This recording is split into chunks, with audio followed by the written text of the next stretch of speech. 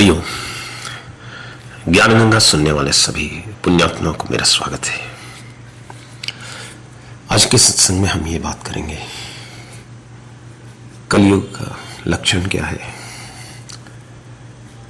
कली कहाँ कहाँ पाया जाता है और इसका असर किस तरह होता है और इससे बचने के क्या उपाय हैं। इन सब चीजों के बारे में हम आज बात करेंगे। मैं ये बात भागवतम के आधार पर कर रहा हूं। जब परीक्षित महाराज ने कली को मारने की कोशिश की तो कली उनके चरणों में गिर पड़ा और कहा, मुझे आश्रय दीजिए। आपके वंश में आज तक किसी ने शरणागत को मारने की कोशिश नहीं किया है। तो परीक्षित महाराज ने कहा, ठीक है, लेकिन मैं तुम्हें सिर्फ 4 जगहों में रहने की इजाजत दूंगा। तो वो 4 जगह कौन है?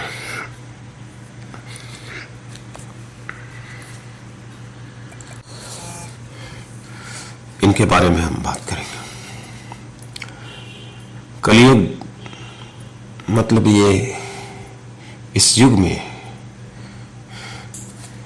कली का प्रभाव जहां रहता है, हम उन जगहों की बात कर रहे हैं। पहले आता है जुआ खाना, जहां जुआ खेला जाता है वहां पर कली का वास होता है। दूसरी जगह है मद्यपान यानी कि शराब के अड्डे, जहां शराब की बिक्री होती है, जहां शराब लोग पीते हैं, वहां पर कली का वास होता है। तीसरी जगह है जहां पे औरतें बिना किसी संकोच के यानी कि बिना किसी परवाह किए हुए घूमती रहती हैं, जो कि वेश्यावृत्ति, वहां पर कली का वास होता है। और चौथी जगह है जहां पर हिंसा प्रवृत्ति, हिंसा का जो व्यापार चलता है, वहां पर भी कली का वास होता है। जैसे कि कत्ल खाने हो गए, जहां जानवरों को मारा जाता है। तो ऐसी कोई जरूरी नहीं है कि सिर्फ मारने पर ही कली का प्रभाव होता है, बल्कि उन सभी जगहों पर कली का प्रभाव होता है जहां पे हिंसात्मक प्रवृत्ति होती है, जहां पे गुस्से से लोग एक दूसरे को मारने की कोशिश करते हैं, वो भी कली का ही अवसर है। ये 4 चीजें परीक्षित महाराज ने कली को रहने के लिए दी, लेकिन कली ने सोचा कि परीक्षित महाराज के रहते हैं हम इन 4 चीजों में कैसे जा सकते हैं, ये तो होंगे ही नहीं। वो उतने धार्मिक थे कि इन 4 चीजों की कोई जगह ही नहीं थी। फिर कली ने अपना एक दिमाग चलाया और कहा कि मुझे एक जगह और रहने की इजाजत दीजिए। तो परीक्षित महाराज ने कहा, ठीक है, मांगो कहाँ रहना चाहते हैं। तो कहा, मैं विशेषकर सोने में रहना चाहता हूं। सोना यानी कि गोल्ड। तो ये 5 जगह है जहां कली का वास होता है।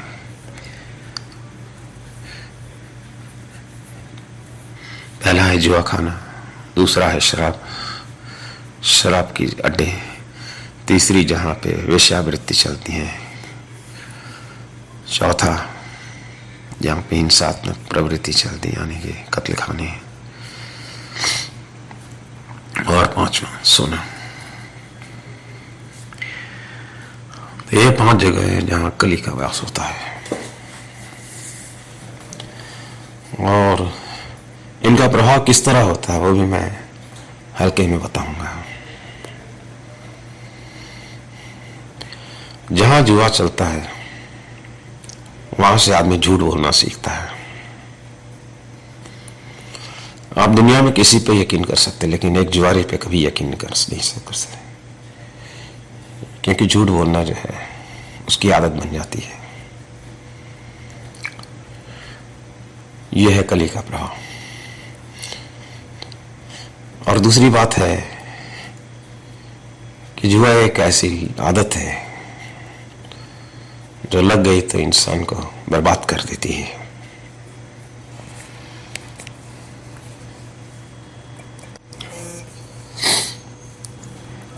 इसके उदाहरण महाभारत नहीं है। पांडवों ने जुआ खेला था, क्या हालत हुई थी इस दुनिया को पता है। अब आप कहेंगे कि हम जुए में जीत भी सकते हैं, लेकिन एक बात मैं खुलासा करूंगा, जहां कली का वास होता है वहां शांति नहीं होती। अगर आप जुए में जीत भी गए तो वो पैसा आपके किसी काम नहीं आएगा, वो किसी न किसी गलत तरीके से ही खर्च होगा। ये बात आप याद रखें। उसी तरह शराब है। शराब पीने से इंसान की जो बुद्धि भ्रमित हो जाती है, वो एक का एक करने लगता है। सारे गलत काम लोग शराब पीकर ही करते हैं, बाद में माफी मांगते फिरते हैं। मदहोश कर देता है इंसान को। तो ये शराब जो है कली का ही वास है, जिसकी वजह से इंसान भटक जाता है। तीसरी है वेश्यावृत्ति, जो काम को बढ़ावा देती है। इस दुनिया में 2 ही चीजें हैं, एक है राम और दूसरा काम। अगर राम सर्वश्रेष्ठ है तो काम उसके नीचे के नंबर में आता है। जितने भी सारे लोग, इतने लड़ाइयाँ झगड़े, बहुत कुछ हुआ है इस काम के चक्कर में। आप तो देख रहे होंगे आज के बहुत सारे टीवी में, चैनलों में, हवस के होड़ में लोग किस तरह बर्बाद हो रहे हैं। ये कहने वाली बात नहीं है, बल्कि ये समझने वाली बात है और ये हर एक को दिखाई दे रही है। मैं कोई नया बता नहीं रहा हूँ यहाँ। तो काम जो होता है वो बहुत ही पावरफुल होता है। उसको अगर सही तरह से कंट्रोल नहीं किया जाए तो फिर वो इंसान को किसी भी बर्बादी तक पहुंचा सकता है। चौथी है हिंसा प्रवृत्ति। हिंसा भी ऐसी चीज है जो क्रोध से पैदा होती है। जहाँ हिंसा होती है वहाँ क्रोध होता है। क्रोध में इंसान अपने आप को भूल जाता है, वो न करने योग्य सारे काम करता है, बाद में पछताता रहता है, शायद मैंने नहीं किया।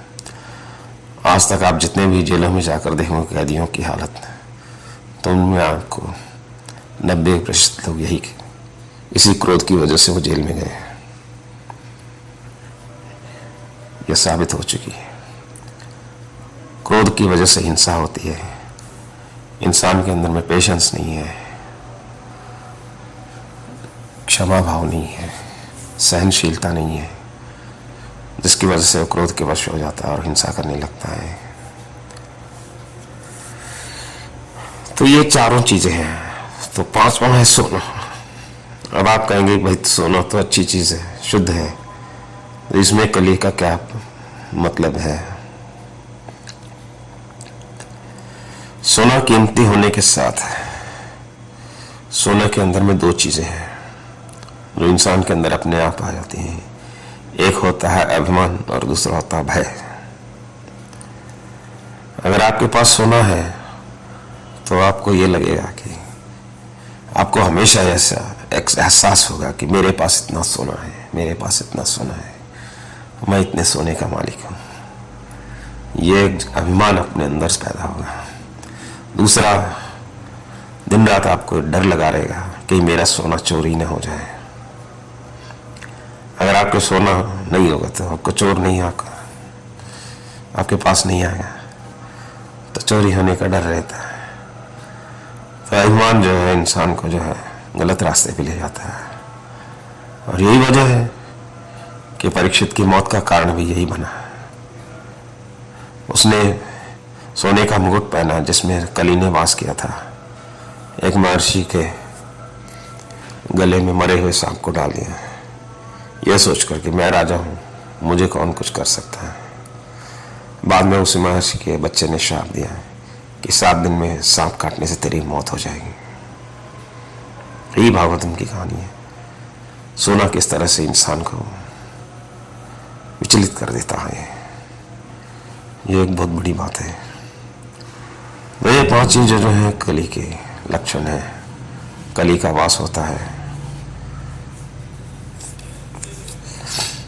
तो इन 5 चीजों से आप बच के रहें। सोना पहनना अच्छी बात है, लेकिन उसके लिए एक शुद्धिकरण की प्रक्रिया होती है।